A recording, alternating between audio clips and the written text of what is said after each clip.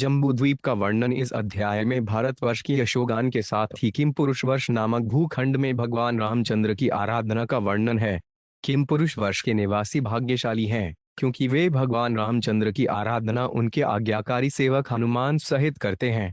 भगवान रामचंद्र एक ऐसे अवतार का उदाहरण प्रस्तुत करते हैं जो अपने भक्तों की रक्षा तथा दुष्टों के वध करने के उद्देश्य से अवतरित होते हैं। परित्राणाय साधूनां विनाशाय दुष्कृतां भगवान रामचंद्र परमेश्वर के अवतार के वास्तविक उद्देश्य को प्रस्तुत करते हैं और भक्तजन उनकी प्रेम पूर्वक दिव्य सेवा करने का सुयोग प्राप्त करते हैं। मनुष्य को चाहिए कि वह तथाकथित सुख, ऐश्वर्य तथा शिक्षा का परित्याग करके पूर्णतः भगवान के समक्ष आत्मसमर्पण कर दे, क्योंकि ये सब भगवान को प्रसन्न करने के लिए तनिक भी सहायक नहीं होते। भगवान तो केवल आत्मसमर्पण की क्रिया से प्रसन्न होते हैं। जब देवर्षि नारद सार्वभौम मनु को उपदेश देने के लिए अवतरित हुए तो उन्होंने भारतवर्ष के ऐश्वर्य का वर्णन किया। सावर्णिम मनु तथा भारतवर्ष के निवासी पूर्ण पुरुषोत्तम भगवान की भक्ति में संलग्न रहते हैं, जो सृष्टि, पालन और संहार के मूल रूप हैं और आत्मज्ञानी जनों द्वारा सदैव वंदित हैं। भारतवर्ष में भी अन्य भूखंडों की भांति अनेक नदियां तथा पर्वत हैं, किंतु भारतवर्ष का विशेष महत्व इसलिए है क्योंकि यहाँ पर वेद सम्मत वर्णाश्रम धर्म प्रचलित है, जो समाज को 4 वर्णों तथा 4 आश्रमों में वर्गीकृत करता है। यही नहीं, नारद मुनि के अनुसार यदि वर्णाश्रम धर्म के पालन में कोई क्षणिक बाधा भी पहुंचती है तो तुरंत ही उसको पुनरुज्जीवित किया जा सकता है। वर्णाश्रम धर्म में रहने के कारण क्रम से परम पद की प्राप्ति और भौतिक बंधन से छुटकारा मिलता है। वर्णाश्रम धर्म के नियमों के पालन से भक्तों की संगति का सुअवसर मिलता है, जिससे श्री भगवान के प्रति सेवा भाव की सुप्त प्रवृत्ति जागृत होती है और पापमय जीवन से छुटकारा मिल जाता है। तब मनुष्य को भगवान वासुदेव की विशुद्ध भक्ति करने का अवसर प्राप्त होता है। भारतवासियों को ऐसा अवसर मिल सकने के कारण स्वर्ग में भी उनकी प्रशंसा की जाती है। यहाँ तक कि इस ब्रह्मांड के सर्वोच्च लोक ब्रह्मलोक में भी भारतवर्ष के स्थान की चर्चा अत्यंत रुचिपूर्वक की जाती है। इस ब्रह्मांड के विभिन्न लोकों में तथा विभिन्न योनियों में समस्त बद्धजीवों का विकास हो रहा है। इस प्रकार कोई भी जीव ब्रह्मलोक को प्राप्त कर सकता है, किंतु उसे पुनः पृथ्वी पर उतरना होता है, जैसा कि श्रीमद् भगवद गीता में पुष्टि की गई है। आगतब्रह्म भुवना लोका पुनरावर्तिनो अर्जुन। यदि भारतवर्ष के वासी वर्णाश्रम धर्म का दृढ़ता से पालन करें और अपनी सुसुप्त कृष्ण भावना को विकसित होने दें तो मृत्यु के पश्चात उन्हें इस भौतिक जगत में लौटने की आवश्यकता नहीं रह जाती। जहाँ सिद्धात्माओं द्वारा श्री भगवान की चर्चा सुनने को नहीं होती, चाहे वह ब्रह्मलोक ही क्यों न हो, जीवात्माओं के लिए अनुकूल स्थान नहीं है। यदि किसी ने भारतवर्ष में मनुष्य का जन्म लेकर आध्यात्मिक उन्नति का लाभ नहीं उठाया तो सचमुच ही उसकी स्थिति शोचनीय है। यदि भारतवर्ष की भूमि में कोई सर्वकाम भक्त है, अर्थात वे किसी भौतिक कामना को पूर्ति करना चाहता है, तो वे भी भक्तों की संगति करने से समस्त कामनाओं से मुक्त होकर अंत में शुद्ध भक्त बन जाता है और बिना किसी कठिनाई के भगवान के धाम वापस पहुंच जाता है। इस अध्याय के अंत में श्री सुखदेव गोस्वामी ने महाराज परीक्षित से जम्बूद्वीप के अंतर्गत 8 उपद्वीपों का वर्णन किया है। श्री शुक उवाच किम पुरुषे वर्षे भगवंतमादिपुरुषान् लक्ष्मणाग्रजान् सीताभिरामान् रामचरण सन्निकर्षाभिरथ परम भागवतो हनुमान सह किम पुरुषैर्विरत भक्तिरूपास्ते। दबलडंडा। 1 शब्दार्थ श्री सुखदेव गोस्वामी बोले, हे राजन, किम पुरुष वर्ष में महान भक्त हनुमान वहां के निवासियों सहित लक्ष्मण के अग्रज तथा सीता देवी के पति भगवान रामचंद्र की सेवा में सदैव तत्पर रहते हैं। आइए श्रेण सह गंधर्वैर्नुगीये मानव परम कल्याणी भर्तृभगवत कथा समुपशृणोति स्वयं चेदम गायति। 2 शब्दार्थ गंधर्वों का समूह सदा ही भगवान रामचंद्र की यशों का गान करता है। ऐसा गायन अत्यंत मंगलाकारी होता है। हनुमान जी तथा किम पुरुष वर्ष के प्रधान पुरुष साई टिशन अत्यंत मनोयोग से इस यशोगान का निरंतर श्रवण करते हैं। हनुमान जी निम्न मंत्रों का जप करते हैं। तात्पर्य: पुराणों में भगवान रामचंद्र के संबंध में 2 मत हैं। लघु भागवतायत 5.34 से 36 में मनु अवतार वर्णन में इसकी पुष्टि हुई है।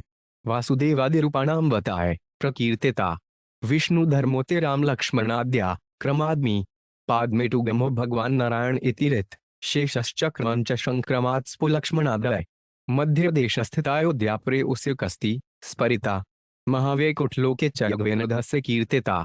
विष्णु धर्मोत्तर में वर्णित है कि रामचंद्र जी तथा उनके भ्राता लक्ष्मण, भरत तथा शत्रुघ्न क्रमश वासुदेव, संकर्षण, प्रद्युम्न एवं निरुद्ध के अवतार हैं। किंतु पद्मपुराण का कथन है कि भगवान रामचंद्र नारायण के अवतार हैं और अन्य तीनों भाई शेष, चक्र तथा शंख के अवतार हैं। अत श्रील बलदेव विद्याभूषण इस निष्कर्ष पर पहुंचे हैं कि तदिमन कल्प भेदे नैव समधाव्यम कहने का तात्पर्य यह है कि ये मत विरोधाभासी नहीं है। किसी युग में अपने भाइयों सहित भगवान रामचंद्र वासुदेव, संकर्षण, प्रद्युम्न तथा अनिरुद्ध के रूप में अवतरित होते हैं, तो अन्य युग में वे नारायण, शेष, चक्र तथा शंख का अवतार धारण करते रहते हैं। भगवान रामचंद्र का निवास स्थान इसी धरा पर स्थित अयोध्या में है। उत्तर प्रदेश के उत्तर में जिला फैजाबाद के अंतर्गत अयोध्या नगर आज भी स्थित है। 34 नमो भगवते उत्तमय लोकाय नमार्य लक्षणशील व्रताय नमो शिक्षितात्मन उपासित लोकाय नम साधुवाद निक्षणाय नमो बर्हाण्य देवाय महापुरुषाय महाराजाय नम तिरिति। 3 शब्दार्थ है प्रभो, मैं 37 कार बीज मंत्र के जप से आपको प्रसन्न करना चाहता हूँ। मैं उन श्री भगवान को सादर नमस्कार करता हूँ जो उत्तम पुरुषों में सर्वाधिक हैं। आप आर्यजनों के समस्त उत्तम गुणों के भंडार हैं। आपके गुण तथा आचरण सदैव एक समान रहने वाला है और आप अपनी इंद्रियों तथा मन को सदैव अपने वश में रखने वाले हैं। सामान्य व्यक्ति की भांति आप आदर्श चरित्र प्रस्तुत करके अन्यों को आचरण करना सिखाते हैं। कसौटी केवल स्वर्ण के गुण की परीक्षा करने में समर्थ है, किंतु आप ऐसे स्पर्शमणि हैं जिससे समस्त उत्तम गुणों की परीक्षा हो जाती है। आप भक्तों में अग्रणी ब्राह्मणों के द्वारा उपासित हैं। हे परम पुरुष, आप महाराजा हैं, अतः मैं आपको सादर नमस्कार करता हूँ। यक तद्विशुद्धानुभवमात्रमेक स्वतेज साध्वस्त गुण व्यवस्थम प्रत्यव प्रशांतम शुद्धियोप्लम्बन हानाम रूप निर्हन प्रपे। 4 शब्दार्थ भगवान को, जिनका विशुद्ध रूप सच्चिदानंद विग्रह भौतिक गुणों के द्वारा दूषित नहीं है, विशुद्ध चेतना के द्वारा ही देखा जा सकता है। वेदांत में उसे अद्वितीय कहा गया है। अपने तेजवश वह भौतिक प्रकृति के कल्मश से अछूता है और भौतिक दृष्टि से पर है, अप्रभावित है, अतः वह दिव्य है। न तो वह कोई कर्म करता है, न उसका कोई भौतिक रूप अथवा नाम है। केवल श्री कृष्ण भावना में ही भगवान के दिव्य रूप के दर्शन किए जा सकते हैं। हमें चाहिए कि हम भगवान रामचंद्र के चरण कमलों में हृदयपूर्वक स्थित होकर उनको सादर नमन करें। तात्पर्य: भगवान श्री कृष्ण अनेक रूपों में प्रकट होते हैं, जैसा कि ब्रह्म संहिता 5.3 में कहा गया है। रामादि मूर्तिषु कलानियमेन तिष्ठन् न आनावतारम क्रोध रवनेषु किंतु कृष्ण स्वर्य संभवत परम पुमान यो गोविंदमादि पुरुषतमहं भजामि। मैं पूर्ण पुरुषोत्तम भगवान गोविंद की आराधना करता हूँ, जो राम, नृसिंह जैसे अवतारों तथा उप अवतारों के रूप में सदैव विराजमान हैं, किंतु जो मूल रूप में भगवान श्री कृष्ण हैं और स्वयं भी अवतरित होते हैं। कृष्ण विष्णु तत्व हैं, जिन्होंने अपने को विष्णु के नाना रूपों में विस्तारित किया है, जिनमें से भगवान रामचंद्र एक हैं। यह ज्ञातव्य है कि विष्णु तत्व को पक्षीराज गरुड़ अपने ऊपर रहन करते हैं और उनके चारों हाथों में भिन्न भिन्न आयुध रहते हैं। अतः हमें संशय हो सकता है कि कन्हैया रामचंद्र जी भी उसी कोटि में आते हैं, क्योंकि उनको गरुड़ ने नहीं वरन हनुमान जी ने धारण किया था और उनके न तो 4 भुजाएं थीं, न ही उन्होंने शंख, चक्र, गदा और पद्म धारण किया था। अतः इस श्लोक से यह स्पष्ट हो जाता है कि रामचंद्र तथा श्री कृष्ण में अंतर नहीं है। रमादि मूर्तिषु कला, यद्यपि श्री कृष्ण मूल श्री भगवान हैं, किंतु रामचंद्र जी उनसे भिन्न नहीं हैं। भौतिक गुणों से अप्रभावित रहने के कारण भगवान रामचंद्र जी प्रशांत हैं। जब तक श्री भगवान के प्रति अगाध प्रेम नहीं होता, तब तक भगवान रामचंद्र की दिव्यता का महत्व समझ में नहीं आता। उन्हें भौतिक चक्षुओं से नहीं देखा जा सकता, क्योंकि रावण जैसे असुरों के दिव्य दृष्टि नहीं होती। अतः वे भगवान रामचंद्र को सामान्य क्षत्रिय राजा मानते हैं। इसलिए रावण ने उनकी नित्य अर्धांगिनी सीता देवी का अपहरण करना चाहा, किंतु रावण सीता देवी को उनके वास्तविक रूप में नहीं ले जा सका। ज्यों ही रावण ने उनका स्पर्श किया, उन्होंने भौतिक रूप तो उसे समर्पित कर दिया, किंतु अपने मूल रूप को बनाए रखा, जो उसकी बुद्धि के परे था। इसलिए इस श्लोक में आगत प्रत्यक्ष प्रशांता यह सूचित करता है कि भगवान रामचंद्र तथा उनकी तेजस्वरूपा अर्धांगिनी सीता देवी भौतिक शक्ति के प्रभाव से अपने को विलग रखते हैं। उपनिषदों में कहा गया है, यह एक तेन लभ्य है। परमात्मा का दर्शन उन्हीं को होता है जो उनकी भक्ति से ओतप्रोत हैं। ब्रह्म संहिता 5.38 में कहा गया है, परे मार्जनन्नुच्छारित थक्ति विलोचनेन सनन्तः सदैव हृदेषु विलोक्यन्ति ये श्याम सुंदरम चिंत गुण स्वरूप गोविंदमादि पुरुषतमहं भजामि। मैं उन आदि पुरुष गोविंद का भजन, पूजा, करता हूँ जो उन भक्तों द्वारा सदैव देखे जाते हैं जिनकी आंखों में प्रेम रूपी अवजन लगा होता है। वे भक्त के हृदय के भीतर अपने नित्य श्याम सुंदर रूप में देखे जाते हैं। इसी प्रकार छांदोग्य उपनिषद में कहा गया है, ए वास्ति सो देवता अनेन जीवेन। यहाँ अनेन शब्द से आत्मा एवं परमात्मा का अंतर बताया गया है। ठिकनो देवता से यह सूचित होता है कि जीवदेह तीन भौतिक तत्वों अग्नि, पृथ्वी तथा जल से बनी हुई है। यद्यपि परमात्मा जीवात्मा के हृदय में प्रवेश करता है, जो भौतिक शरीर कहलाता है, किंतु जीवात्मा की देह से कोई सरोकार नहीं रहता। इसलिए परम आत्मा को अनाम रूप में रहन कहा गया है। परमात्मा की कोई भौतिक पहचान नहीं है, किंतु जीवात्मा की होती है। जीवात्मा अपना परिचय भारतीय, अमेरिकी या जर्मन कहकर दे सकता है, किंतु परमात्मा का ऐसा कोई भौतिक नाम नहीं होता। जीवात्मा अपने नाम से भिन्न होता है, किंतु परमात्मा ऐसा नहीं है। उसका नाम और वे स्वयं एक हैं। निरहन का यही तात्पर्य है। इसको तोड़ मरोड़ कर यह अर्थ नहीं निकाला जा सकता है कि परमात्मा का रहित या स्वरूप विहीन है। उनका परम दिव्य स्वरूप है। श्रील जीव गोस्वामी ने यही व्याख्या दी है। विश्वनाथ चक्रवर्ती ठाकुर ने एक दूसरा ही विवेचन किया है, जिसमें निर्हन का अर्थ निर्निश्चय निहन है।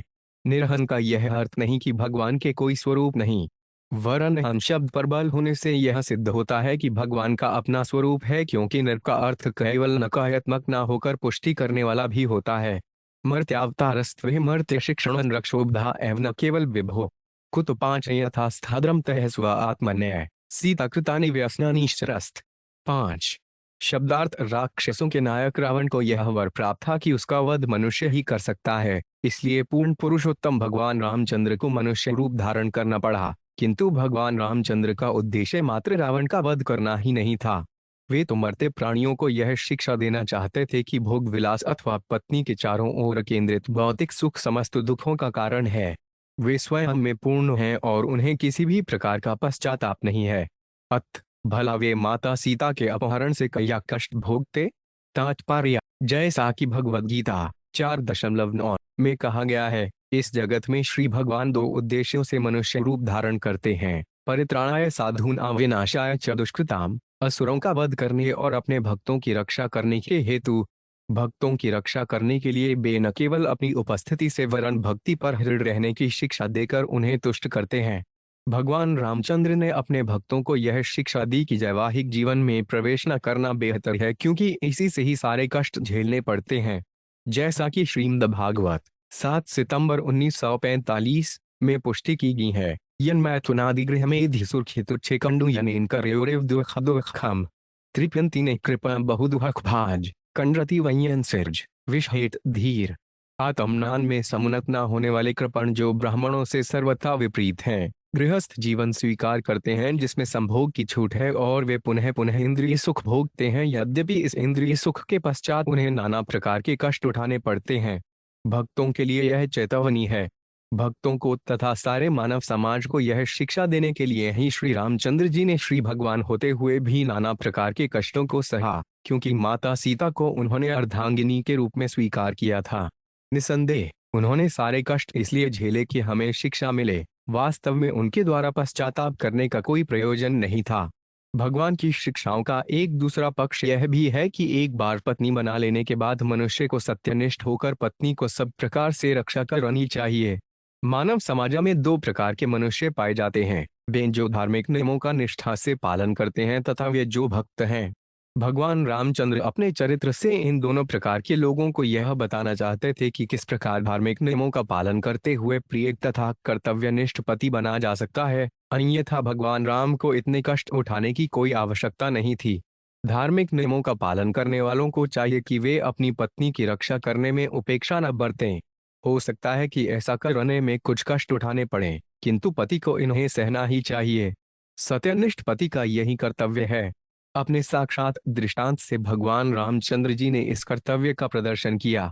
भगवान रामचंद्र चाहते तो अपनी इच्छा शक्ति से हजारों सीताएं उत्पन्न कर सकते थे, किंतु सत्यनिष्ठ पति का कर्तव्य निभाने के लिए ही न केवल रावण से सीता की रक्षा को वरन रावण का पूरे परिवार के साथ संहार किया।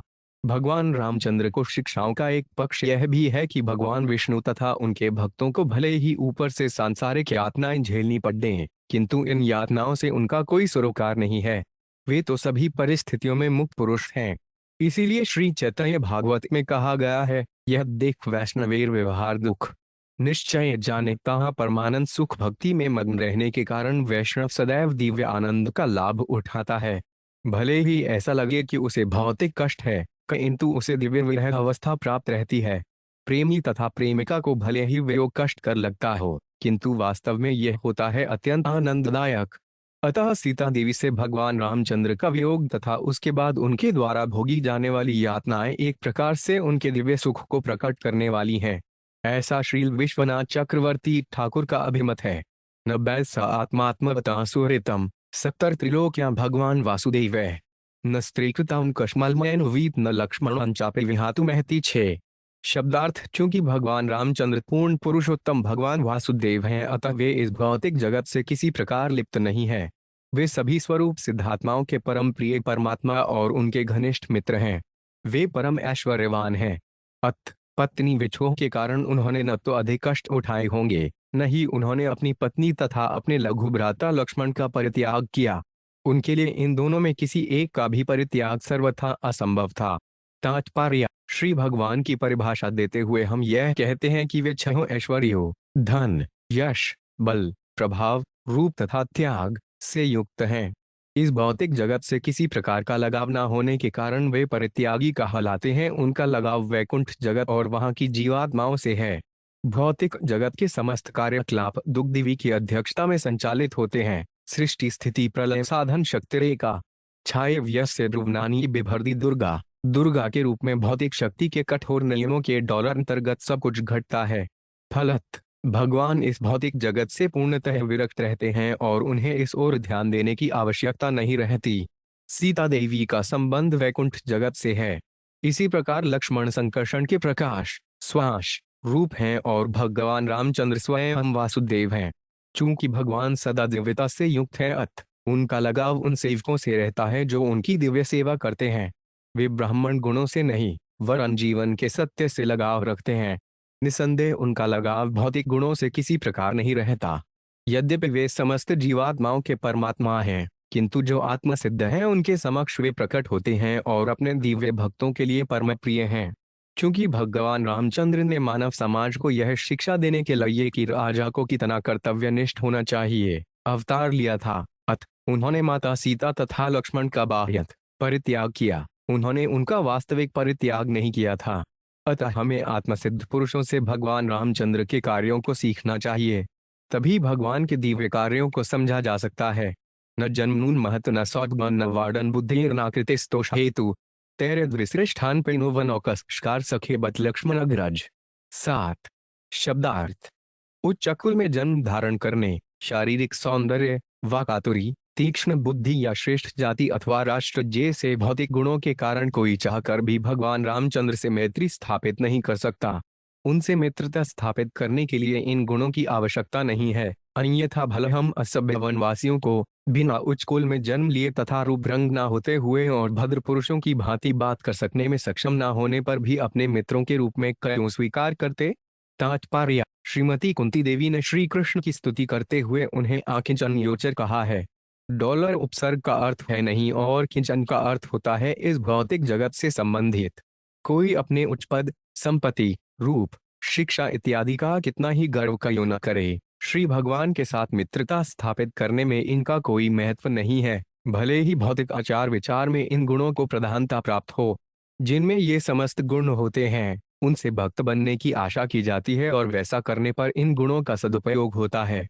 किंतु जो उच्च जन्म, संपत्ति, शिक्षा तथा रूप से गर्वित हो उठते हैं, जन्मैश्वर्य उठ श्री, वे दुर्भाग्यवश न तो कृष्ण भावनामृत की ओर उन्मुख होते हैं और न श्री भगवान को ही इन भौतिक गुणों की कोई परवाह है। श्री भगवान को तो भक्ति से प्राप्त किया जाता है। भक्त्या माम भिजानाति, श्री भगवान को सेवा करने के लिए भक्ति तथा उत्कट कामना ही पर्याप्त है। रूप गोस्वामी ने भी यही कहा है कि भगवान का अनुग्रह प्राप्त करने के लिए उत्कटता ही पर्याप्त है। लोमले एक गुल्य चैतन्य था यवत में कहा गया है, खोला वेचा सेव किर देख भाग्य सिया, ब्रह्मा शिव कौदे यार देखिया गहिया, धन जने पांडित्य कृष्ण नाहि पार, केवल भक्तिर्वश चैतन्य गोसाजी। जरा खोला बेचा भक्त के परम भाग्य को तो देखो। उसकी महानता को देखकर ब्रह्मा जी तथा शिव अश्रुपात करते हैं। किसी के पास चाहे कितनी ही शिष्य संपत्ति, धन या विद्या क्यों ना हो, उसे इनसे भगवान श्री कृष्ण की प्राप्ति नहीं हो सकती। श्री चैतन्य महाप्रभु तो केवल विशुद्ध भक्ति के वश में होते हैं। श्री चैतन्य महाप्रभु के परम आज्ञाकारी शिष्य का नाम खोलावेचा श्रीधर था, जिसका एकमात्र काम था केले की छाल के बने पात्र बेचना। उससे जितनी आमदनी होती उसका आधा वह गंगा जी की पूजा में व्यय कर देता था और शेष आधे से घर का काम चलाता था। कुल मिलाकर उस दरिद्र के पास एक झोपड़ी थी जिसकी छत टूटी थी और जिसमें अनेक छेद थे। वह पीतल के बर्तन नहीं खरीद सकता था, इसलिए वह लोहे के पात्र में जल पीता था। तो भी वह श्री चैतन्य महाप्रभु का परम भक्त था। वह एक ऐसा विशिष्ट उदाहरण है कि बिना किसी प्रकार के धन के भी कोई भगवान का परम भक्त कैसे बन सकता है। निष्कर्ष यह निकलता है कि कोई भौतिक ऐश्वर्य के माध्यम से श्री कृष्ण अथवा श्री चैतन्य गोसाई के चरण कमल की शरण नहीं प्राप्त कर सकता। वे शरण तो केवल विशुद्ध भक्तिभाव से प्राप्त की जा सकती है। अय्याभिलापिता श्रूयान ज्ञान कर्मार्चनावृतम आनुकूलेन कृष्णानुशीलन भक्तिरुत्तमा। मनुष्य को चाहिए कि वह बिना किसी भौतिक लाभ या सकाम कर्म या दार्शनिक चिंतन के भगवान श्री कृष्ण की सेवा दिव्य प्रेमा भक्ति से करे। यही विशुद्ध भक्ति है। स्वरूप 5 स्वरूपाप्यथवानरो नरः सर्वात्मेन यह सुकृतस्मुतमम् भजेत रामानुजाकृति हरिये उत्तरानयत कोसलान दिवामिति। 8 शब्दार्थ अतः चाहे सुर हो या असुर, मनुष्य हो या मनुष्यतर प्राणी जैसे पशु या पक्षी, प्रत्येक को उन पूर्ण पुरुषोत्तम भगवान रामचंद्र की पूजा करनी चाहिए जो इस पृथ्वी पर मनुष्य के रूप में प्रकट होते हैं। भगवान की पूजा के लिए किसी कठोर तप या साधना की आवश्यकता नहीं है, क्योंकि वे अपने भक्त की तुच्छ सेवा को भी स्वीकार करने वाले हैं। इस प्रकार से वे तुष्ट हो जाते हैं और उनके तुष्ट होते ही भक्त सफल हो जाता है। निस्संदेह श्री रामचंद्र अयोध्या के समस्त भक्तों को वैकुंठ धाम वापस ले गए। तात्पर्य: भगवान श्री रामचंद्र अपने भक्तों के प्रति इतने दयालु हैं कि वे किसी के द्वारा, चाहे मनुष्य हो या कुछ और, थोड़ी भी सेवा किए जाने पर सरलता से प्रसन्न हो जाते हैं। भगवान श्री रामचंद्र की पूजा करने का यही लाभ है। ऐसा ही लाभ श्री चैतन्य महाप्रभु की पूजा करने से होता है। श्री कृष्ण तथा श्री रामचंद्र ने कभी कभी क्षत्रियों की भांति असुरों का वध करके अपनी दया का प्रदर्शन किया, किंतु भगवान श्री चैतन्य महाप्रभु ने असुरों तक को सहज ही भगवत प्रेम प्रदान किया। श्री भगवान के समस्त अवतारों ने विशेषत श्री रामचंद्र, श्री कृष्ण तथा बाद में भगवान श्री चैतन्य महाप्रभु ने पूर्ववर्ती अनेक जीवात्माओं को मोक्ष प्रदान किया। अतः श्री चैतन्य महाप्रभु को षड्भुज मूर्ति के रूप में प्रदर्शित किया जाता है, जो श्री राम, श्री कृष्ण तथा श्री चैतन्य महाप्रभु इन तीनों का सम्मिलित रूप है। मनुष्य जीवन का परम उद्देश्य भगवान के इस षड्भुज रूप श्री रामचंद्र की 2 भुजाएं, श्री कृष्ण की 2 और श्री चैतन्य महाप्रभु की 2 भुजाएं की आराधना से ही प्राप्त हो जाता है। भारतेन पिवर्ष भगवान नरनारायण अखिल आकल्पांतमुपस्थित धर्म ज्ञान वैराग्य श्रेयो पश्मो प्रमात्मोपलम्भनमनुग्रहायात्मतानुकंपया तपोड व्यक्ततेश्वर्ति। 9 शब्दार्थ श्री सुखदेव गोस्वामी आगे बोले, श्री भगवान की महिमा अकल्पनीय है। उन्होंने अपने भक्तों पर अनुग्रहवश उन्हें धर्म, ज्ञान, त्याग, अध्यात्म, इंद्रिय निग्रह तथा अहंकार से मुक्ति की शिक्षा प्रदान करने के लिए भारतवर्ष की भूमि में बद्रिकाश्रम नामक स्थान पर अपने को नरनारायण रूप में प्रकट किया है। वे आत्मज्ञान की संपदा से परिपूर्ण हैं और कल्पांत तक तप में रत रहने वाले हैं। यही आत्म साक्षात्कार की क्रिया है।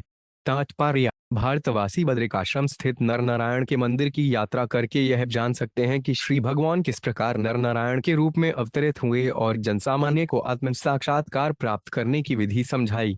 मात्र चिंतन तथा संसारी कार्यों में मग्न रहकर आत्मानुभूति कर पाना असंभव है। आत्म साक्षात्कार एवं तपस्या के विषय में गंभीर रहने की आवश्यकता होती है। दुर्भाग्यवश इस कलयुग के लोग तपस्या का अर्थ भी नहीं जानते। फलत भगवान ने श्री चैतन्य महाप्रभु के रूप में पतित आत्माओं को आत्म साक्षात्कार प्राप्त करने की सरलतम विधि बताने के लिए अवतार लिया है, जिसे चेतो दर्पण मार्जनम अर्थात हृदय से मल को स्वच्छ करना कहा जा सकता है। यह विधि अत्यंत सरल है। कोई भी श्री कृष्ण संकीर्तन हरे कृष्ण कृष्ण कृष्ण हरे हरे, हरे राम राश हरे हरे का जप कर सकता है। इस युग में तथाकथित उच्च विज्ञान के अनेक रूप हैं, यथा निर्विज्ञान, मार्क्सवाद, फ्रॉयडवाद, राष्ट्रवाद, उद्योगवाद। किंतु यदि हम नरनारायण द्वारा बताई गई सरल विधि का अनुसरण न करके इन वादों के निर्देशनानुसार अत्यधिक श्रम करेंगे तो हमारा अमूल्य मानव जीवन बेकार हो जाएगा। इस प्रकार हम ठगे जाएंगे और पथ विमुख होंगे। तब भगवात नारदो वर्णाश्रमवृत्तिभिर्भारती भी प्रजाभिर्भगवत प्रोक्ताभ्यासाख्य योगाभ्याम भगवदनुभावोपवर्णन मनसा वर्णैरुपदेश्यमाण परम भक्तिभावेनोपसरति पंचाभिगृणाति। 10 शब्दार्थ नारद पंचरात्र नामक अपने ग्रंथ में भगवान नारद ने अत्यंत विस्तार पूर्वक बताया है कि किस प्रकार ज्ञान तथा योग क्रिया के द्वारा जीवन के परम लक्ष्य भक्ति को प्राप्त करने के लिए कार्य करना चाहिए। उन्होंने श्री भगवान की महिमा का भी वर्णन किया है। महर्षि नारद ने इस दिव्य साहित्य का उपदेश सावर्णी मनु को दिया, जिससे वे भारतवर्ष के उन वासियों को भगवान की भक्ति प्राप्त करने की शिक्षा दे सकें जो दृढ़तापूर्वक वर्णाश्रम धर्म के नियमों का पालन करते हैं। इस प्रकार नारद मुनि भारतवर्ष के अन्य निवासियों सहित नर नारायण की सदा सेवा करते हुए निम्नलिखित मंत्र का जप करते रहते हैं। तात्पर्य: श्री चैतन्य महाप्रभु ने स्पष्ट घोषणा की है, भारत थूमिते है मनुष्य जन्म यार, जन्म सार्थक कार्य कर पर उपकार। भारतवर्ष में मनुष्य जीवन के उद्देश्य की पूर्ति अथवा वास्तविक सफलता सहज हो प्राप्त की जा सकती है, क्योंकि भारतवर्ष में जीवन उद्देश्य तथा सफलता प्राप्ति की विधि सुस्पष्ट है। भारतवर्ष में प्राप्त होने वाले सुअवसर का लाभ लोगों को, विशेष रूप से उनको जो वर्णाश्रम धर्म के नियमों का पालन करने वाले हैं, उठाना चाहिए। यदि हम वर्णाश्रम धर्म के नियमों को, चारों वर्णों ब्राह्मण, क्षत्रिय, वैश्य तथा शूद्र तथा चारों आश्रमों ब्रह्मचारी, गृहस्थ, वानप्रस्थ तथा संन्यास को स्वीकार करते हुए पालन नहीं करते तो जीवन में सफलता नहीं मिल सकती। दुर्भाग्यवश कलयुग के प्रभाव से प्रत्येक वस्तु की हानि हो रही है। भारतवर्ष के वासी धीरे धीरे पतित, म्लेच्छ तथा यवन बनते जा रहे हैं, तो फिर वे दूसरों को कैसे शिक्षा दे सकते हैं? इसीलिए इस कृष्ण भावनामृत आंदोलन को न केवल भारतवासियों के लिए वरन समस्त विश्व के मनुष्यों के लिए चलाया जा रहा है, जैसा कि श्री चैतन्य महाप्रभु ने घोषित किया है। अब भी समय है, और यदि भारतवासी इस आंदोलन को गंभीरतापूर्वक ग्रहण करें तो सारा जगत अधोगति को प्राप्त होने से बच सकता है। यह आंदोलन पंचैत्रिक विधि के साथ ही भगधायवत विधि का पालन करता है, जिससे मनुष्य इस आंदोलन का लाभ उठाकर अपने जीवन को सफल बना सके। 3 नमो भगवते उपस्मशीलाय प्रतानात्म्याय नमोर्की ज्ञान विताय ऋषिऋषभाय नरनारायणाय परमहंस परम गुरुवे आत्मा रामाधिपतय नमो नम इति।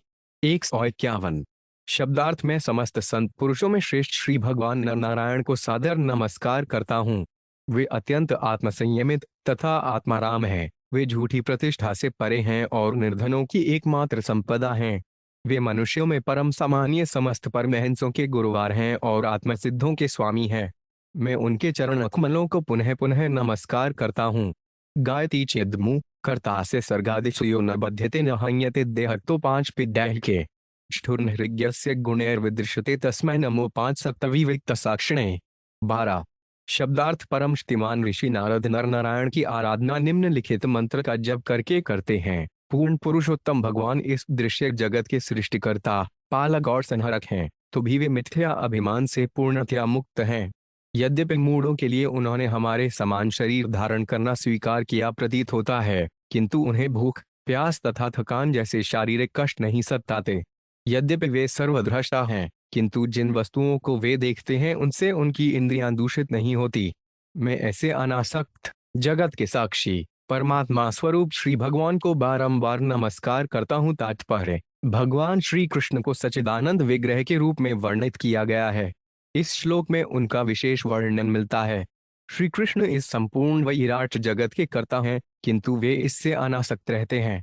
यदि हम गगनचुंबी भवन का निर्माण करें तो हम इसके प्रति अत्यधिक आसक्त होंगे, किंतु श्री कृष्ण इतने अनासक्त हैं कि सब कुछ उत्पन्न करके भी किसी वस्तु से लिप्त नहीं है, न बध्यते। यही नहीं, श्री कृष्ण का दिव्य रूप सच्चिदानंद विग्रह है। उन्हें दैहिक आवश्यकताएं नहीं सताती। उदाहरणार्थ, न तो उन्हें भूख लगती है, न प्यास, न थकावट, न हन्यते देह तो 5 पिदेह कै सच्चमुच ही। चूंकि प्रत्येक वस्तु श्री कृष्ण को है, वे सब कुछ देखते हैं और सर्वत्र विद्यमान है, किंतु दिव्य देह होने के कारण वे दृष्टि की इंद्रियों तथा दृष्टि प्रक्रिया से परे है। जब हम कोई सुंदर वस्तु देखते हैं तो उसकी ओर आदृष्ट होते हैं। सुंदर स्त्री को देखते ही पुरुष तुरंत आकर्षित होता है और पुरुष को देखकर स्त्री आकृष्ट होती है, किंतु श्री कृष्ण इन समस्त दोषों से परे हैं। वे सर्वद्रष्टा हैं, उनकी दृष्टि दूषित नहीं होती, न हयस्य गुणैर्विदृश्यते। अतः वे साक्षी हैं और कर्मों के मोह से पृथक रहने वाले हैं। वे सदैव निर्लिप तथा पृथक रहते हैं, जे मात्र साक्षी हैं। इदं योगेश्वर योग नैपुणन हिरण्य गर्भो भगवान जादियत यदंत काले त्वयि निर्गुणे मनोभक्त्यादितोजित दुष्कलेवर। 13 शब्दार्थ है योगेश्वर आत्माराम भगवान ब्रह्मा हिरण्यगर्भ ने योग क्रिया के विषय में जो कुछ कहा है यह उसकी व्याख्या है। मृत्यु के समय सभी योगी आपके चरण कमलों में अपना मन स्थापित करके अपने भौतिक शरीर को त्यागते हैं। यह योग सिद्धि है। तात्पर्य श्रीलमध्वाचार्य कहते हैं, यस्य सम्यक् भगवती ज्ञानवान् भक्तिस्तथैव च निश्चिन्तस्तस्य मोक्ष सयात् सर्वप्रापकृतो स्थितु। जो श्री भगवान की वास्तविक स्थिति समझने के उद्देश्य से अपने जीवन काल में गंभीरता पूर्वक भक्ति करता है उसकी इस जगत से मुक्ति निश्चित है, भले ही वह एक पापाचार क्यों न करता रहा हो। भगवद गीता 9.30 में भी इसकी पुष्टि की गई। आप चेतुदुयाचारो भजते मामनय भाक साधुरेव सयंतव्य समीर व्यवसितों ही से। यदि कोई अतिशय दुराचारी भी मेरी अनन्य भक्ति के परायण हो जाए तो उसे साधु ही मानना चाहिए, क्योंकि वह मेरी एकांत निष्ठा रूपी श्रेष्ठ निश्चय वाला है। इस जीवन का एकमात्र उद्देश्य श्री कृष्ण के विचारों तथा उसके रूप लीलाओं कार्यों और गुणों में पूर्णतः मग्न रहना है। यदि कोई इस प्रकार श्री कृष्ण के विषय में 24 घंटे सोच सकता है तो वे पहले से मुक्त है। स्वरूपेण व्यवस्थिति जहाँ भौतिकतावादी लोग सांसारिक विचारों तथा कार्यों में मग्न रहते हैं, वहाँ भक्तजन श्री कृष्ण के विचारों एवं उनकी क्रियाओं में डूबे रहते हैं। अतः वे मोक्ष के पद को पहले ही प्राप्त कर चुके होते हैं। मृत्यु के समय मनुष्य को चाहिए कि पूर्णतः श्री कृष्ण के विचार में मग्न रहे, तभी वह श्री भगवान के धाम को निश्चित रूप से लौट सकेगा। यथैका मुष्पिकामलम पट सुतेश दारेशु धनेशु चिंतयन षड्जेत विद्वान कुक्लेव्रात्ययाद चस्तस्वयल श्रमेव केवलम। 14 शब्दार्थ सामान्य रूप से भौतिकतावादी जनवरी अपने वर्तमान तथा भावी शारीरिक सुखों में अत्यंत लिप्त रहते हैं। अतः वे अपनी पत्नी संतान तथा संपत्ति के विचारों में सदैव मग्न रहते हैं और इस मलमूत्र से भरे हुए शरीर को त्यागने से भयभीत रहते हैं। यदि कृष्ण भक्ति में संलग्न व्यक्ति भी अपने शरीर त्याग से भयभीत हों तो फिर शास्त्रों के अध्ययन में किए श्रम का क्या लाभ? यह केवल समय की बर्बादी है। तात्पर्य मृत्यु के समय भौतिकतावादी व्यक्ति अपनी पत्नी तथा संतान के विषय में सोचता रहता है। वह इसी सोच में डूबता उतराता रहता है कि उसको मृत्यु के बाद उनकी देखभाल कौन करेगा और वे कैसे रहेंगे। अतः वह कभी भी शरीर नहीं छोड़ना चाहता, वरन वे जीवित रहकर अपने समाज परिवार मित्र इत्यादि की सेवा करते रहना चाहता है। अतः उसे चाहिए कि योगाभ्यास द्वारा ऐहिक संबंधों से विरक्त हो जाए। यदि भक्ति योग की साधना तथा वैदिक साहित्य के अध्ययन के पश्चात भी मनुष्य इसको देखकर जो मन के कष्टों की जड़ है परित्याग करने से भयभीत होता है, तो आध्यात्मिक जीवन में उन्नति का प्रयास करने से क्या लाभ? योग साधना का रहस्य शारीरिक लगाव से मुक्त होना है। श्रील नरोत्तदास ठाकुर का कथन है कि देह स्मृति नायार संसार बंधन कहाँ तार। जिसके अभ्यास से दैहिक चिंताओं से मुक्ति मिल जाती है उसे अधिक काल तक बंध जीवन नहीं बिताना पड़ता। ऐसे व्यक्ति का बंधन से छुटकारा हो जाता है। कृष्ण भावनामृत में लगे व्यक्ति को बिना किसी भौतिक आसक्ति के पूर्ण रूपेण अपना भक्त कार्य संपन्न करना चाहिए, तभी उसको मुक्ति निश्चित है। कन्हे प्रभोत्वान को क्लेव्रार्पितान्त्वन्माया हममताम धोक्षज भिन्द्याम ये नाशुवयंसु दुर्भिदा विथेश योगान्त्वयनः स्वभावमिति। 15 शब्दार्थ अतः हे प्रभो हे अधोक्षज कृपा करके हमें भक्ति योग साधने की शक्ति प्रदान करें जिससे हम अपने अस्थिर मन को वश में करके आप में लगा सकें। हम सभी आपकी माया से प्रभावित हैं, अतः हम मलमूत्र से पूरित शरीर तथा इससे संबंधित प्रत्येक वस्तु के प्रति अत्यधिक समर्पित हैं। इस आसक्ति को त्यागने का एकमात्र उपाय भक्ति है, अतः आप हमें यह वर दें। तात्पर्य भगवद्गीता में श्री कृष्ण का उपदेश है, मनन भव मद्भक्तो मद्याजी मा नमस्कुरु। सदैव श्री कृष्ण का चिंतन, भक्ति में व्यस्तता, सदैव श्री कृष्ण की पूजा और उनको नमस्कार करना, ये पूर्ण योग क्रिया के अंतर्गत आते हैं। इस योग क्रिया को किए बिना इस मल मूत्र पूरे शरीर के प्रति मोह को त्याग पाना दुष्कर है। योग की सिद्धि इसी में है कि देह के प्रति जो भी मोह है उसे श्री कृष्ण के प्रति आसक्ति में परिणत कर दिया जाए। हम सांसारिक सुख में अत्यधिक लिप्त हैं, किंतु जब हम श्री कृष्ण के प्रति वैसी आसक्ति उत्पन्न कर लेते हैं तो हमारे उद्धार का मार्ग प्रशस्त होता है। मनुष्य को चाहिए कि इसी योग प्रक्रिया का पालन करे। भारतेन प्यस्मिन् वर्षे सरिचेला संति बहवो मल्ल मरल प्रस्थो मैना कस्त्रिकूट ऋषभकूट कह कोलल कह सयो, देवगिरी ऋषमुख श्रीशैलो बेडूटो महेंद्र वारिधारो, विंध्य शुक्तिमान ऋक्षगिरि पारयात्रो द्रोण नेत्रकूटो गोवर्धनो रायवत कह ककुभो नीलो गोकामुख, इंद्रकीलय कामगरी चाने तरशत सहस्रश, शैलास्तेशा नितंब प्रबन्नदा नद्यश संत्य सड्ख्याता। दबलडंडा 16 शब्दार्थ इलावुत वर्ष की भातृक्ष गिरी, पारियात्र, द्रोण, चित्रकूट, गोवर्धन, एव तक। भारतवर्ष में भी अनेक पर्वत और नदियां हैं। कुछ पर्वत इस प्रकार हैं: मलय, मंगलप्रस्थ, मैनाक, त्रिकूट, ऋषभ, कूटक, कोलक, सहा, देवगिरी, ऋषमुख, श्रीशैल, वेंकट, महेंद्र, वारिधारा, विंध्य, शुक्तिमानु, ऋक्षगिरि, पारियात्र, द्रोण, चित्रकूट, गोवर्धन, एव तक, ककुभ, नील, गोकामुख, इंद्रकील तथा कामगिरी। इनके अतिरिक्त अनेक पहाड़ियां हैं जिनकी ढालों से अनेक बड़ी तथा छोटी नदियां निकलती हैं। एतसांपो भारतीय प्रजानाम भीरेव पुनन्ति नामात्मना चोपस प्रशस्ति, चंद्रवसा ताम्रपर्णी अवटोदाकृत माला बेहासी कावेरी वेणी पयस्विनी शर्करावर्ता तुर्भद्गा कृष्णा वेण्या भीमरथी गोदावरी निर्विंध्या पयोष्णी तापी रेवा सुरसा नर्मदा चर्मण्वती सिंधुरंथ षोडश नदौ महांदी वेदा स्मृति ऋषिकुल्या तिसामा कौशिकी मंदाकिनी यमुना सरस्वती दृशद्ति गोमती सरयुरधस्वती सप्तवती सुषधोमा शतदु अचंद्र भागा मरुद्रुधा वितस्ता असिकनी विश्वेति महानद्य। दबलडंडा 1718 शब्दार्थ नदियों में से दो नदियां ब्रह्मपुत्र तथा शोण नद अथवा महानदियां कहलाती हैं। अन्य प्रमुख बड़ी नदियां इस प्रकार हैं: चंद्रवसा, ताम्रपर्णी, अवटोदा, कृतमाला, वैहासी, कावेरी, वेणी, पयस्विनी, शर्करावर्ता, तुंगभद्रा, कृष्णावेण्या, भीमरथी, गोदावरी, ऋषिकुल्या, त्रिसामा, कौशिकी, मंदाकिनी, यमुना, सरस्वती, इरिशद्भवती, गोमती, सरयू, बृहस्पति, सप्तवती, सुषमा, शतद्गु, चंद्रभागा, मरुद्बधा, वित्तस्ता, असिकनी तथा विश्वा। भारतवर्ष के वासी इन नदियों का स्मरण करने से पवित्र रहते हैं। कभी कभी वे इन नदियों के नामों का मंत्रवत जाप करते हैं और कभी कभी जाकर इनका स्पर्श और इनमें स्नान भी करते हैं। इस तरह भारतवर्ष के निवासी पवित्र होते रहते हैं। तात्पर्य: ये समस्त नदियां दिव्य हैं, अत इनके स्मरण, स्पर्श या स्नान से पवित्र हुआ जा सकता है। आज भी यह प्रथा चालू है। असिमनेव वर्षे पुरुषे लब्ध जन्म भी शुक्ल लोहित कृष्ण वर्णेन स्वारब्धेन कर्मणा दिव्य मानुषनार्कतयो भव्य आत्मन अनुपूर्वेण सर्वाजोव सर्वेषां विधीयन्ते यथा वर्ण विधानमक वर्ग श्रापि भवति। 19 शब्दार्थ इस भूभाग में जन्म लेने वाले व्यक्ति गुणों सत्वगुण, रजोगुण तथा तमोगुण के अनुसार विभाजित हैं। इनमें से कुछ अत्यंत महान व्यक्तियों के रूप में, कुछ सामान्य व्यक्तियों के रूप में और कुछ अत्यंत निम्न व्यक्तियों के रूप में जन्म लेते हैं। क्योंकि भारतवर्ष में मनुष्य का विगत कर्म के अनुसार जन्म होता है।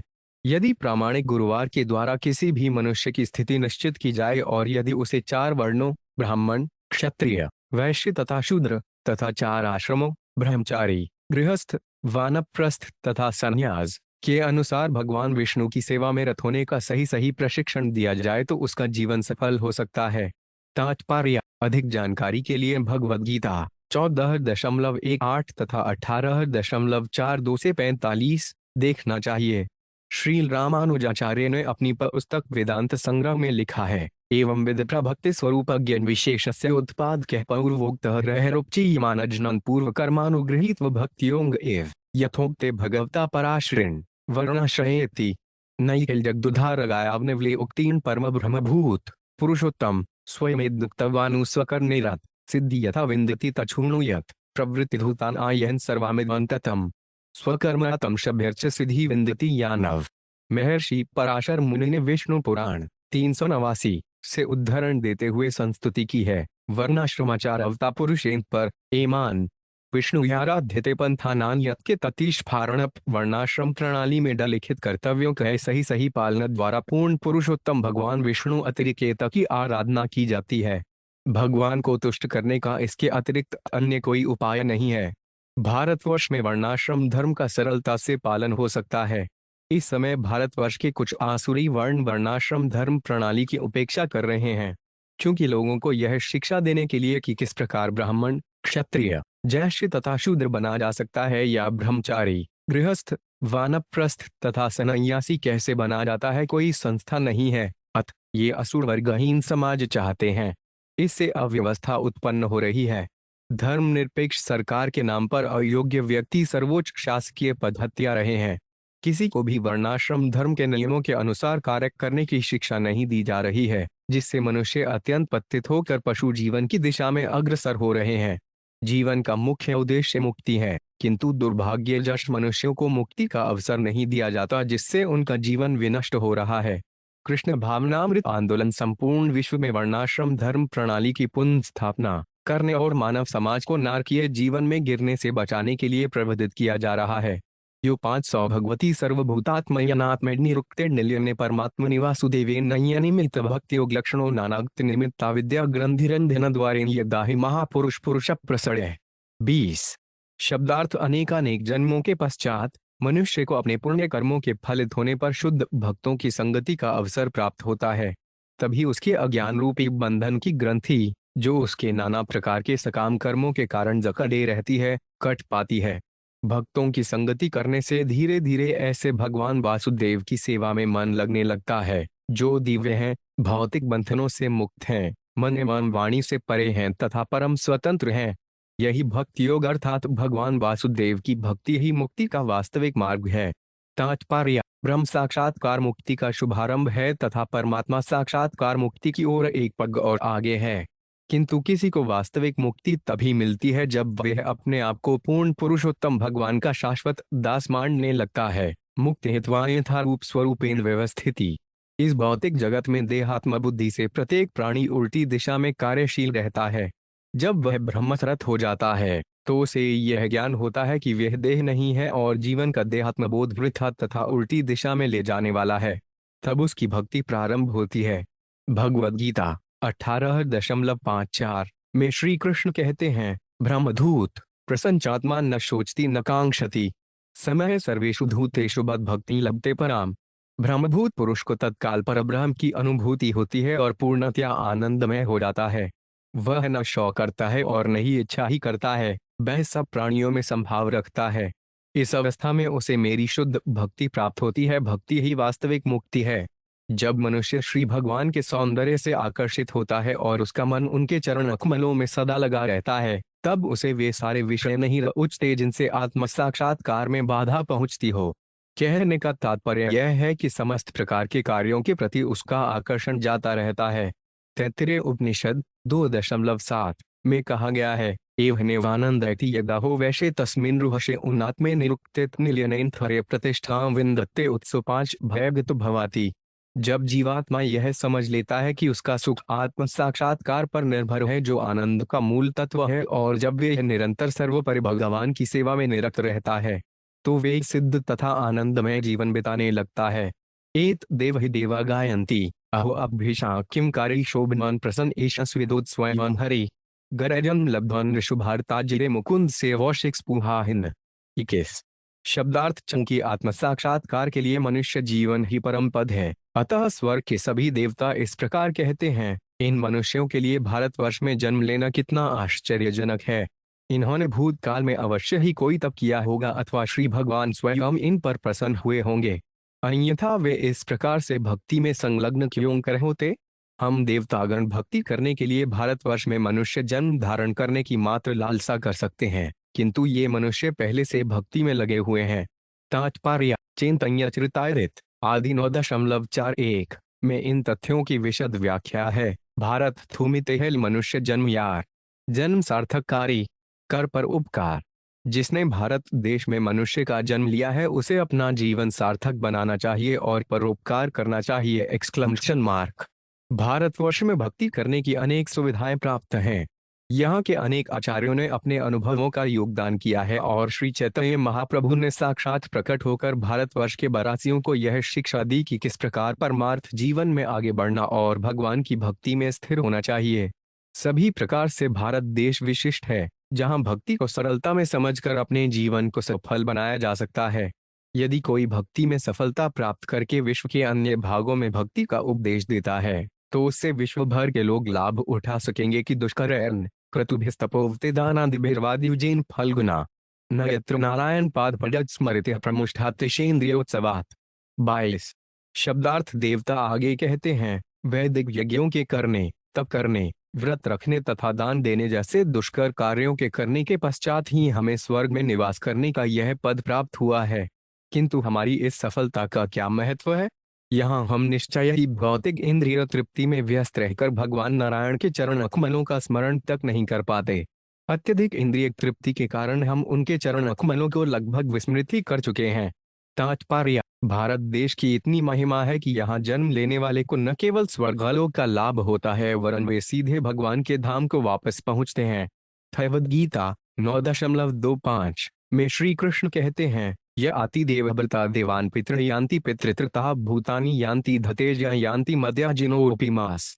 देवताओं को पूजने वाले देवताओं को प्राप्त होते हैं, पितरों को पूजने वाले पितरों को, भूतों को पूजने वाले भूतों को, और जो मेरे भक्त हैं वे मुझको ही प्राप्त होते हैं। भारतवर्ष के वासी सामान्य रूप से वैदिक नियमों का पालन करते हैं जिससे वे महान यज्ञों को करते हुए स्वर्गलोकों को प्राप्त हो सकते हैं। किंतु इतनी बड़ी उपलब्धि का क्या लाभ? जैसा कि भगवद गीता 9.21 में कहा गया है, क्षीणे पुण्य मत्यलोक विष्णति। यज्ञ, दान तथा अन्य पुण्य कर्मों के क्षीण होने पर मनुष्य को मर्त्यलोक में वापस आकर पुनः जन्म और मृत्यु के कष्टों का अनुभव करना होता है। किंतु यदि कोई कृष्ण भावना भावित हो जाता है तो वे श्री कृष्ण के पास वापस जा सकता है। यान्ति मद्याजिनोऽपि अत देवताओं को भी इस बात का दुख है कि वृथा ही वे स्वर्गलोक के उच्च पद पर स्थित हैं। उन्हें इस बात का खेद है कि उनका जन्म भारतवर्ष में क्यों नहीं हुआ। इसके विपरीत वे उच्च स्तर इंद्रिय तृप्ति के लोभ में आकर मृत्यु के समय भगवान नारायण के चरण कमलों को भूल जाते हैं। निष्कर्ष यह है कि जिसने भारतवर्ष में जन्म धारण लिया है उसे श्री भगवान द्वारा दिए गए आदेशों का पालन करना होगा। यद गत्वा न निवर्तन्ते तद्धाम परम मम। मनुष्य को चाहिए कि वह श्री भगवान के धाम अर्थात बैकुंठ लोक या फिर गौलोक वृंदावन वापस पहुंचे, जहां वह श्री भगवान के संग आनंद पूर्वक शाश्वत जीवन बिता सके। कल्पायुषा स्थान जयात पुनर्भवात क्षणायुष्राम भागतो वरम। क्षणेन मर्तेन कृतान् मनस्विनः संन्यस्य संयान्ति भवन पद हरे। 23। शब्दार्थ ब्रह्मलोक में करोड़ों अरबों वर्ष की आयु प्राप्त करने की अपेक्षा भारतवर्ष में अल्प आयु प्राप्त करना श्रेयस्कर है, क्योंकि ब्रह्मलोक को प्राप्त कर लेने के बाद भी बारंबार जन्म तथा मरण के अक्र में पड़ना होता है। यद्यपि मर्त्यलोक के अंतर्गत भारतवर्ष में जीवन अत्यंत अल्प है, किंतु यहाँ का वासी पूर्ण कृष्ण भक्ति तक पहुँच सकता है और भगवान के चरण कमलों में अर्पित होकर इस लघु जीवन में भी परम सिद्धि प्राप्त कर सकता है। इस प्रकार उसे वैकुंठ लोक प्राप्त होता है, जहाँ न तो चिंता है न भौतिक शरीर युक्त पुनर्जन्म। तात्पर्य: भगवान श्री चैतन्य महाप्रभु से इस कथन की पुष्टि होती है, भारत थूमिते मनुष्य जन्म यार जन्म सार्थक कार्य कर पर उपकार।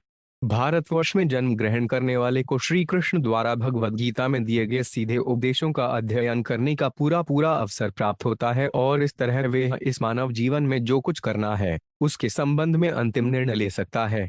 मनुष्य को चाहिए कि वे निश्चित रूप से समस्त विकल्पों को त्याग कर श्री कृष्ण को आत्मसमर्पण कर दे। श्री कृष्ण तुरंत ही उसके सारे विगत पापों के फल को दूर कर देंगे। आत्मा सर्वपेभ्यो मोक्षयिष्यामि शुचः। अतः साक्षात श्री कृष्ण के वचनों को मानकर उनकी भक्ति करनी चाहिए। मन्नन्ना भव मद भक्तो सद्याजी मां नमस्कुरु। सदैव मेरा ही स्मरण करो, मेरे भक्त बनो, मेरी पूजा करो और मुझे ही नमस्कार करो। यह तो एक बालक के लिए भी अत्यंत सुगम है, तो फिर इस पथ को क्यों न ग्रहण किया जाए। मनुष्य को चाहिए कि श्री कृष्ण के उपदेशों का यथातथ्य पालन करे और इस प्रकार भगवद्धाम को प्राप्त करने की क्षमता ले। त्यक्त्यादेक पुनर्जन्म नेति मामेति सो अर्जुन। मनुष्य को चाहिए कि श्री कृष्ण के पास जाकर सीधे उनको सेवा में लग जाए। भारतवर्ष के वासियों के लिए यह सर्वोत्तम अवसर है।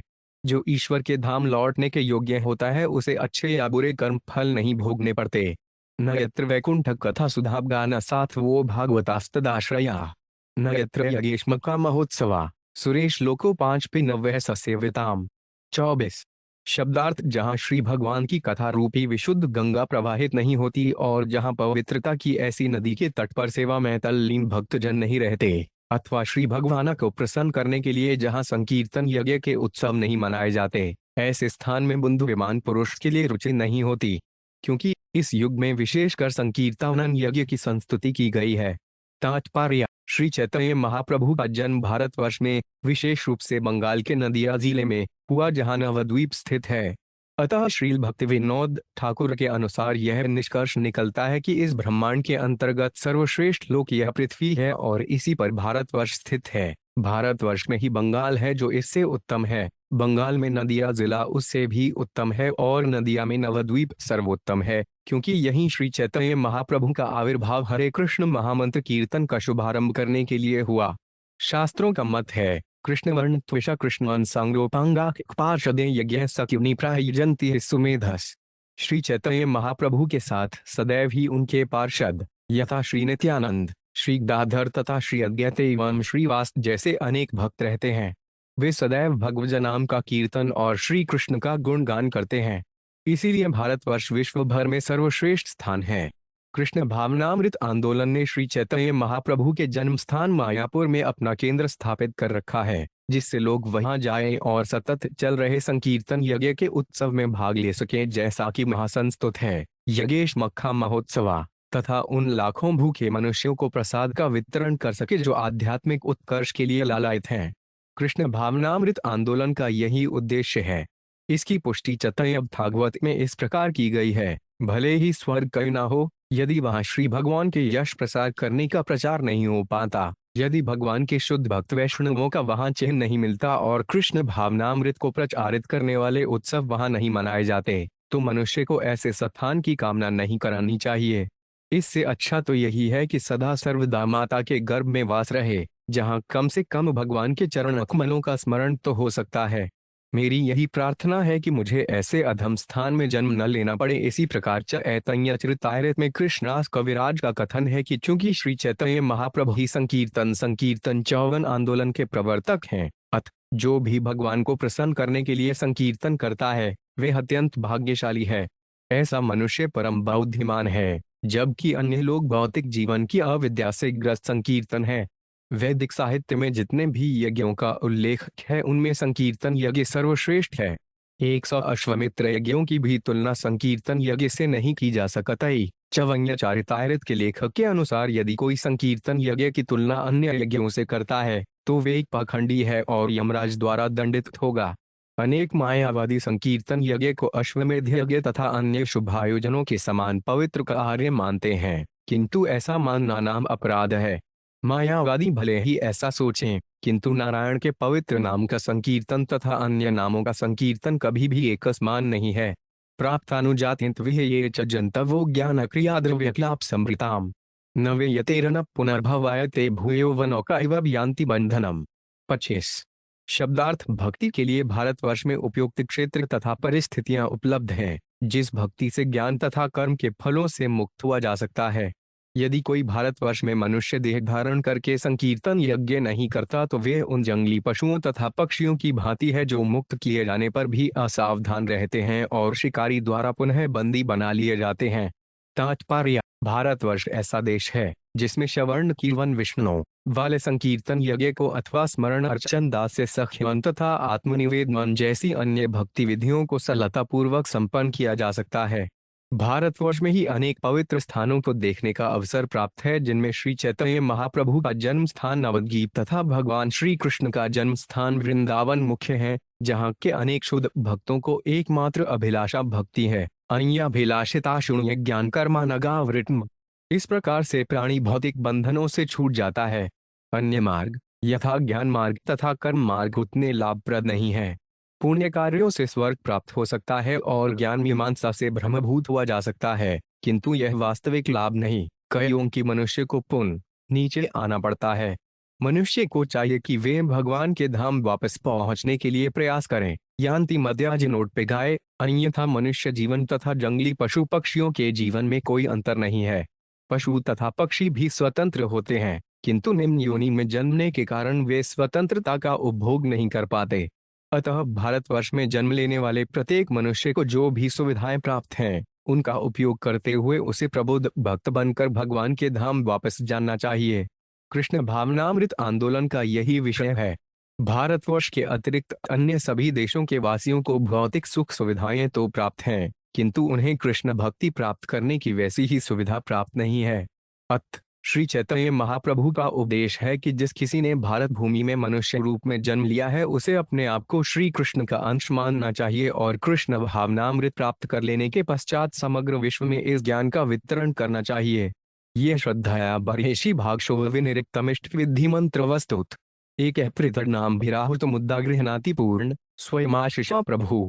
26 शब्दार्थ भारतवर्ष में परमेश्वर द्वारा नियुक्त विभिन्न अधिकारी स्वरूप देवताओं यथा इंद्र, चंद्र तथा सूर्य के अनेक उपासक हैं, जिन सभी की पृथक पृथक विधियों से पूजा की जाती हैं। उपासक इन देवताओं को पूर्ण ब्रह्म का अंश मानते हुए अपनी आहुतियां अर्पण करते हैं। फलत श्री भगवान इन भेंटों को स्वीकार करते हैं और क्रमशः इन उपासकों की कामनाओं तथा आकांक्षाओं को पूरा करके उन्हें शुद्ध भक्ति पद तक ऊपर उठा देते हैं। चूंकि श्री भगवान पूर्ण है, अतः वे उनको मनवांछित वर देते हैं, चाहे उपासक उनके दिव्य शरीर के किसी एक अंश की पूजा क्यों न करते हों। तात्पर्य भगवद गीता 9.13 में श्री कृष्ण कहते हैं, महात्मानस्तु मा पार्थ दैवी प्रकृति आश्रिता भजन्ते न यज्ञमनसो ज्ञात्वा धृतादिमव्ययम्। हे पार्थ, मोहमुक्त महात्मा जन तो मेरी दिव्य प्रकृति के आश्रित होकर और मुझे अविनाशी आदि पुरुष जानकर अनयन चित्त से मेरी भक्ति के ही परायण रहते हैं। महात्मा केवल भगवान को उपासना करते हैं, किंतु अन्य भी, जिन्हें कभी कभी महात्मा कहा जाता है, भगवान की उपासना एकत्वेन ऋतकृत्वेन रूप में करते हैं। तात्पर्य यह है कि जे देवताओं को श्री कृष्ण के विभिन्न अंश मानकर नाना प्रकार के वरों के लिए उपासना करते हैं। यद्यपि देवताओं के भक्तों को इस तरह कृष्ण द्वारा प्रदत्त वांछित फल मिलते हैं, किंतु भगवद्गीता में इन्हें हृत ज्ञान अर्थात अत्यधिक ज्ञानी नहीं कहा गया। श्री कृष्ण नहीं चाहते कि उनकी दया के विभिन्न अंशों द्वारा उनकी अप्रत्यक्ष उपासना की जाए, वे तो प्रत्यक्ष भक्ति उपासना के इच्छुक हैं। अतः ऐसा भक्त जो श्री कृष्ण की उपासना श्रीमद् भागवत में बताई गई कठिन भक्ति साधना से विवरेन भक्ति योगन्यजित पुरुष पर करते हैं, उन्हें वे शीघ्र ही दिव्य पद प्रदान करते हैं। फिर भी जो भक्त भगवान के अंशरूप देवताओं की उपासना करते हैं, उन्हें मनवांछित फल प्राप्त होते हैं, क्योंकि सभी वरों के आदि स्वामी भगवान ही हैं। यदि कोई विशेष वर मांगता है तो श्री भगवान के लिए ऐसा वर देना कोई कठिन काम नहीं होता। सत्यंदिशत्यर्थृतमर्थितो निर्णान्यवार्थ दो यत् पुनर्थिता यतः स्वयं विधत्ते भजताम निचत्तामिच्छापिधान निजपाद पलवम। 27 शब्दार्थ पूर्ण पुरुषोत्तम भगवान उस भक्त की भौतिक कामनाओं की पूर्ति करते हैं जो सकाम भाव से उनके पास जाता है, किंतु वे भक्त को ऐसा वर नहीं देते जिससे वे अधिकाधिक वर मांगता रहे। फिर भी भगवान प्रसन्नता पूर्वक ऐसे भक्त को अपने चरण कमलों में शरण देते हैं, भले ही वे इसकी आकांक्षा न करे और शरणागत होने पर उसकी समस्त इच्छाएं पूरी हो जाती हैं। यह श्री भगवान की विशेष अनुकंपा है। तात्पर्य पिछले श्लोक में वर्णित भक्तजन श्री भगवान के पास सकाम भाव से पहुंचते हैं।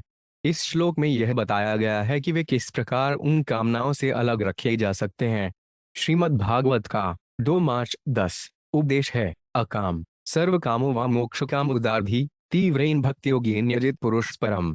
चाहे भौतिक कामनाओं से मुक्त हो या उनसे पूर्ण अथवा परमात्मा से तदाकार होना मोक्षकामी चाहता हो, मनुष्य को चाहिए कि भक्ति करें। इससे न केवल भक्त की इच्छाएं पूरी होंगी, वरन एक दिन ऐसा आएगा जब वे भगवान के चरण कमलों की सेवा के अतिरिक्त कुछ भी नहीं चाहेगा।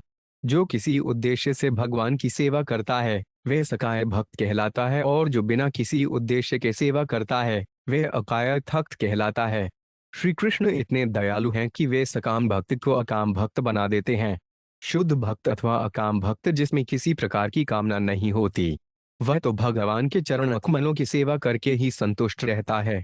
भगवद गीता 6.22 में इसकी पुष्टि हो गई है, यह लब्ध्वा चाप्रण लाभमयते नाधिकता।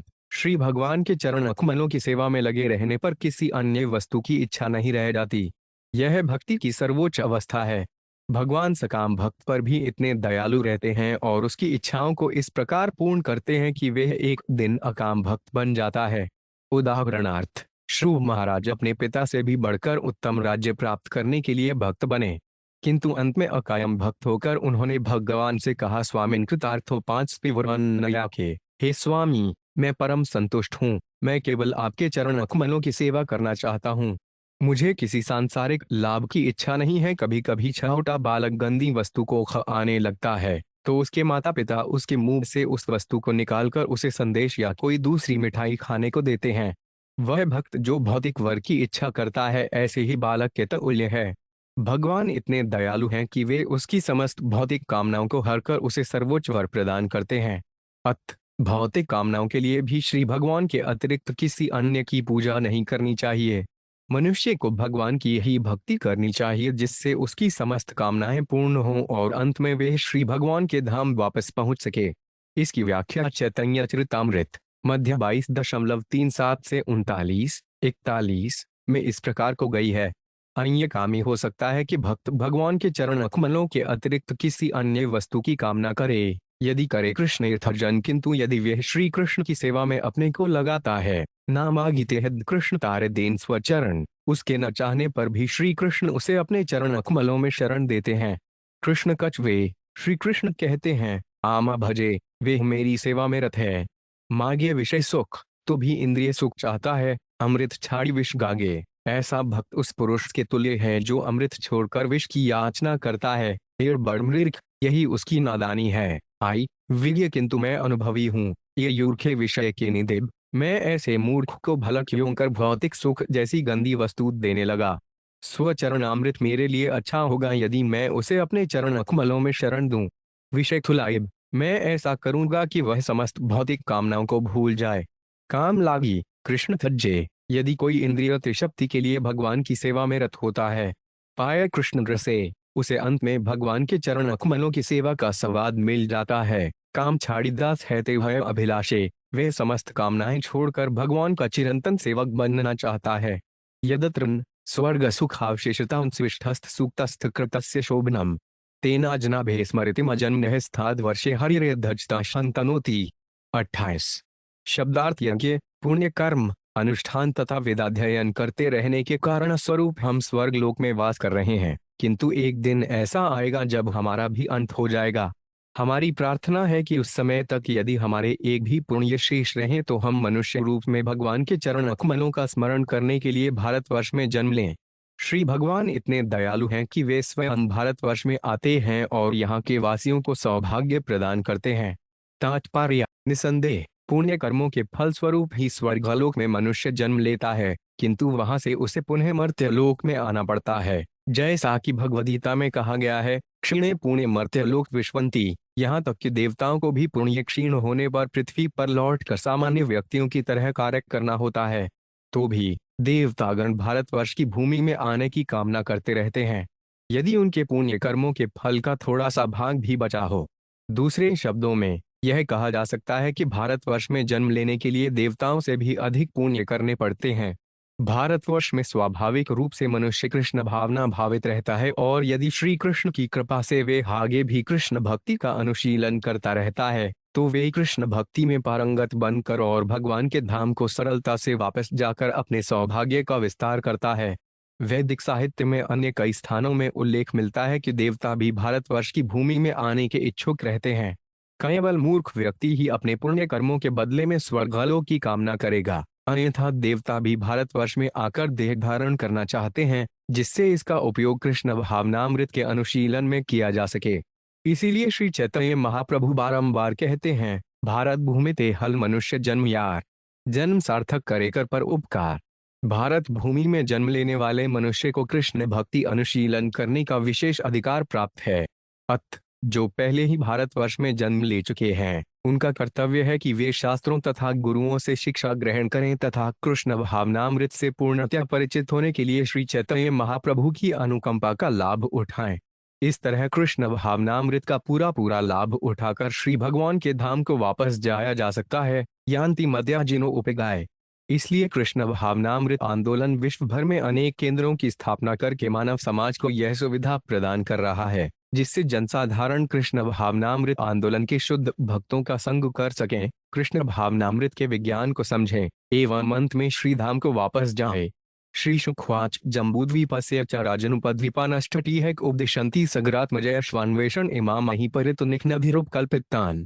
29 तद्यथा स्वर्ण प्रस्थश्चंद्र शुक्ल आवर्तनो रमण को मंदरहरिण पाइंजा जय्या सिनलो लडलेती।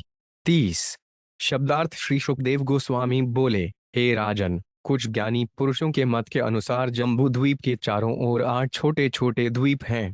जब महाराज सगर के पुत्र अपने खोए हुए घोड़े की खोज सारे संसार में कर रहे थे, तो उन्होंने पृथ्वी को खोद डाला। इस प्रकार से निकटस्थ 8 द्वीप अस्तित्व में आए। इन द्वीपों के नाम हैं स्वर्णप्रस्थ, चंद्र शुक्ल, आवर्तन, रमणक, मंदरहरिण, परांचजय, सिंहल तथा लंका। तात्पर्य: कृष्ण पुराण में देवताओं की इच्छाओं के संबंध में निम्नलिखित कथन मिलता है। अंधिकारिणो देवा स्वर्गस्था भारती भवग वांडनत्यात्म विमोक्षार्धमुद्रिकार्थर्घिकारिण। यद्यपि देवता स्वर्गलोक में उच्च पदों पर आसीन हैं, फिर भी वे मर्त्यलोक में भारतवर्ष की भूमि पर उतरने के लिए उत्सुक रहते हैं। इससे संकेत मिलता है कि देवता भी भारतवर्ष में रहने के लिए योग्य नहीं है। अतः यदि भारतवर्ष में जन्म लेने वाला प्राणी कुत्ते बिल्ली को तरह रहे और इस भूमि में जन्म प्राप्त करने का लाभ न उठाए, तो वह सचमुच ही अभागा है। एवं तब भारतोत्तम जम्बूद्वीप वर्षति भागो यथोपदेशमवर्णित इति। डबलडंडा 31। शब्दार्थ: भरत महाराज के वंशजों में श्रेष्ठ। हे राजा परीक्षित, मैंने जितना ज्ञान प्राप्त किया है, उसी के अनुसार मैंने भारतवर्ष तथा उसके निकटवर्ती द्वीपों का वर्णन किया है। ये ही जम्बूद्वीप के उपद्वीप हैं। इस प्रकार श्रीमद् भागवत के पंचम स्कंद के अंतर्गत जम्बूद्वीप का वर्णन नामक 19वें अध्याय के भक्ति वेदांत तात्पर्य पूर्ण हुए।